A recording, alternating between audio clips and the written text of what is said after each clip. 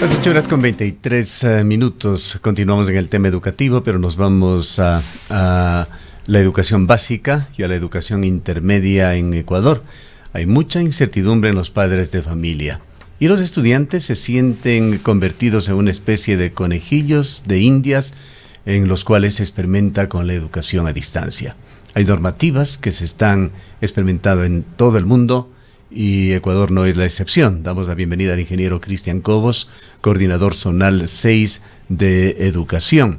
El año lectivo se ha iniciado en la sierra y el oriente ecuatoriano, en algunas regiones de la costa también se observa este régimen, y quisiéramos conocer, ingeniero Cobos, cómo se está enfrentando la situación cuando existen normativas que las ha dado la UNESCO, que la han dado sociedades pediátricas, centros de psicología también en el mundo, que hablan sobre las restricciones de la teleeducación, los tiempos limitados a los que deben someterse jóvenes y particularmente los niños a la teleeducación. Le damos la bienvenida. Muy buenos días, estimado Gustavo, y a todos los amigos que nos siguen a través de este importante medio de comunicación. Efectivamente, el 1 de septiembre dimos inicio al nuevo año lectivo 2020-2021. Esto, como es de conocimiento para todos, pues con una situación especial por la crisis sanitaria que estamos atravesando.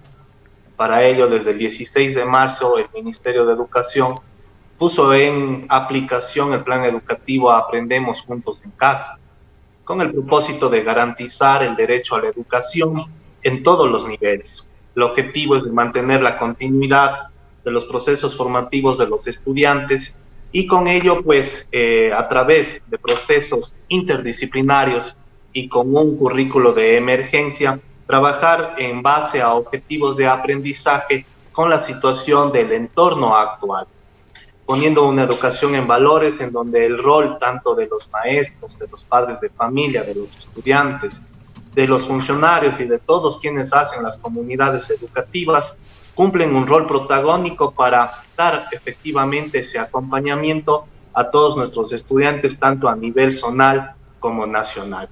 Efectivamente, existen algunos parámetros en los que pues, este plan educativo pone énfasis, como el uso de un tiempo determinado a través de los dispositivos móviles, dependiendo de las edades, y también en un consenso que se realizó el instrumento tanto a nivel nacional como internacional, con recomendaciones del UNESCO, del UNICEF y pues de instituciones aliadas estratégicamente a nivel del Ministerio de Educación. Ingeniero Cobos, muy buenos días. Quizás los tiempos de los estudiantes frente a la pantalla es una preocupación, pero quizás la preocupación más grande es la falta de acceso y los problemas profundos y por miles que tienen los estudiantes para poder acceder a esta educación en línea. Podemos leer prácticamente a diario estas inquietudes, estas preocupaciones de estudiantes. Se habla de que entre el 30, el 40, se llegó en algún momento a decir hasta el 45% de estudiantes no pueden acceder por múltiples razones, porque no tienen un dispositivo, sea una tablet, un teléfono, una computadora, o lo deben compartir con sus hermanos, o porque no tienen acceso a internet. En casos más dramáticos ni siquiera tienen acceso a luz, al servicio de luz eléctrica. ¿Cómo se está solventando esta situación? ¿Qué está haciendo el gobierno? ¿Qué está haciendo el Estado frente a estos estudiantes que tienen estos problemas? Porque estos problemas no solamente son de los estudiantes, vemos también que un importante porcentaje de docentes no tienen las condiciones económicas para poder trabajar y acceder a esta educación en línea. Respondiendo a su consulta, efectivamente son dos parámetros que utiliza el Ministerio de Educación. En primera instancia, el plan educativo Aprendemos Juntos en Casa contempla también el acompañamiento, además de las herramientas digitales a través de nuestros recursos que están colgados en el Internet, el acompañamiento a través también de los medios de comunicación. Son más de 1000 radios comunitarias, más de 160 canales de televisión a nivel nacional que reproducen todos los días en horarios diferenciados importantes insumos para dar el acompañamiento a nuestros estudiantes. y también la entrega de fichas pedagógicas, sobre todo en la zona rural. El año lectivo anterior entregamos alrededor de 300.000 fichas pedagógicas. A ello se suma un contingente que el Ministerio ha preparado en las últimas semanas, un proyecto denominado Conectando al Futuro. A nivel de la zona 6 son casi 7.000 dispositivos móviles que se han entregado sobre todo a estudiantes de la zona rural. A esto es importante reconocer el apoyo que hemos recibido por parte de los GAD cantonales, el caso del GAD de Cuenca, que ha hecho la entrega alrededor de 2.900 tablets, el caso del GAD de Ponce Enríquez, de Nabón, de Huachapala, y ahora se han sumado todos los de la cuenca baja del río Paute, en la que van a poder tener la posibilidad todas nuestras instituciones, con el apoyo de estos GADs, de tener internet en cada una de las comunidades, y eso conlleva a que tengamos internet en nuestras instituciones. Permítame aquí una pregunta, ingeniero Cobos, a más de las deficiencias en el tema de internet ya expuestas por Rosana. ¿Ha estandarizado de alguna manera, ha puesto estándares mínimos de calidad en las tablets que utilizan los estudiantes? Pues todos conocemos que hay tablets y tablets. Por supuesto, y terminando, iba a eso, mi estimado Gustavo, terminando la consulta, efectivamente esta cobertura de internet hace que nuestras instituciones educativas se conviertan en centros de apoyo tecnológico. Todas las tablets y dispositivos tienen que cumplir con unos estándares. Esto lo hicimos desde planta nacional, asimismo con el acompañamiento internacional, para que cumplan las características, sobre todo de que puedan dar el soporte tecnológico y tener el sostenimiento de todas las plataformas digitales que van a ser ubicadas allí. Entonces, esto significa que no necesariamente el estudiante debe conectarse a internet, porque ya va a tener todos los libros digitales o las plataformas digitales en los dispositivos móviles, y hacer uso constante a través de las actividades. Aquí permítame otra interrupción, ingeniero Cobos. Hemos visto, y esto personalmente, en algunos lugares de la ciudad, en librerías, a padres de familia comprando útiles en cantidades aparentemente iguales de lo que sucedía antes dentro de la normalidad.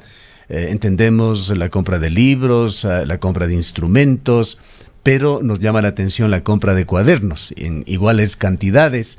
Cuando usted habla, además de que los libros también se está motivando e incentivando el uso del libro electrónico, pero lo que es más grave aún, hemos recibido en este medio de comunicación quejas de padres de familia que, a pesar de que se están aplicando sistemas exclusivos en algunos establecimientos de teleeducación, se les está obligando también a comprar uniformes. Bueno, los lineamientos son bastante claros en este sentido, estimado Gustavo, ya que se estableció que primero en el tema de compra de útiles escolares se podrán utilizar los que estaban siendo utilizados en el año lectivo 2019-2020. Entonces se dio todos los lineamientos tanto a las instituciones de sostenimiento fiscal, fiscomisional y particular. La compra debe ser mínima. Lo que nosotros hemos actuado es, sobre todo, como contempla la normativa legal vigente en los acuerdos ministeriales, es que no existe un direccionamiento en la compra de libros, y ahí hemos actuado enérgicamente en el sentido de que incluso se tienen que hacer devoluciones de estos cobros a los padres de familia. En ese sentido, pues nosotros estamos actuando, y lo que son los uniformes también, esto no está contemplado mientras no exista un retorno a clases de manera normal. Por lo que pues nosotros solicitamos a las instituciones particulares, fiscomisionales y fiscales dar atención a los lineamientos que ya han sido emitidos al inicio del año lectivo escolar. Ingeniero Cobos, sin duda la gratuidad de la educación ya se ha visto afectada, ya se ha visto vulnerada con la exigencia que tienen los estudiantes y las familias de acceder a planes de internet, de acceder a otros insumos necesarios para la teleeducación. El presidente de la República en estos días anunció sobre la venta a las distintas familias de unas tarjetas a un costo cercano a los $5 para 6 horas diarias de conexión a internet, que les iba a permitir no solamente conectarse a las distintas distintas plataformas como Zoom o Meet u otras que puedan utilizar los docentes para sus clases, sino también para la descarga de materiales. Sin embargo, no ha habido detalles respecto de esto. ¿Será una tarjeta de $5 por día, por 6 horas diarias? ¿Será una tarjeta por mes? ¿Cuáles son los detalles de esta tarjeta que se estaría poniendo a la venta a las familias? Esto se está trabajando conjuntamente con Alianza Estratégica, con Mintel, con CNT, con otras instancias. Ellos son los encargados de justamente pulir cada una de las características para atender las necesidades de las familias. Aquí cabe reconocer que el gobierno y el ministerio siempre han estado interesados en dar diferentes atenciones a todas las familias. En ese sentido, esperamos precisar los detalles en los siguientes días, porque los entes encargados son otros ministerios que están trabajando articuladamente con nosotros. Sí, porque un poco queda la duda de si serían $5 mensuales, $5 diarios que tendrían que consumir las familias para que los chicos puedan tener este acceso de al menos 6 horas. Todavía no se ha definido esta situación. Como les repito, son otras las instancias, ellos están trabajando al respecto, nosotros damos todas las posibilidades para trabajar articuladamente y esperamos que se pueda cumplir en el transcurso de estos. Bien, ingeniero Cobos, finalmente, ¿tienen ustedes, cuentan con índices, con indicadores de deserción escolar que se haya dado en el inicio de este año lectivo? Esto sería muy importante de conocer qué está pasando en Cuenca y en la provincia de la Suay. Algunos padres de familia han optado por la educación en casa o quienes pueden pagarlo. Han contratado establecimientos educativos foráneos a distancia o sistemas para educación en casa. Y por otra parte, ¿qué normativa existe en cuanto a una posterior homologación de estos estudios en casa? Sí, en primera instancia lo que podemos conocer y tenemos ya algunos indicadores es la migración que existió de parte de las instituciones particulares fiscomisionales hacia el sistema educativo fiscal. Tenemos en conocimiento que son 16.647 nuevos estudiantes que son por primera vez parte del sostenimiento fiscal. En el año 2019-2020 fueron alrededor de 12.500. Esto indica que tuvimos un margen mayor de un 35 a 40%. El rezago estudiantil, esto se lo identifica al finalizar el primer quimestre del año, porque hay que recordar a la ciudadanía que durante todo el primer quimestre puede inscribirse con normalidad, sea en un sostenimiento fiscal, fiscomisional o particular. Para el segundo quimestre del año se obtienen los datos de rezago o de deserción escolar a nivel del sistema educativo, tanto zonal como nacional. Más bien hacemos la invitación para que extraordinariamente puedan inscribirse a través de la plataforma juntos.educacion.go.es en el nivel que el estudiante tenga la promoción, y de esa manera garantizamos con lo que la Constitución manifiesta con su artículo 26 el derecho a la educación.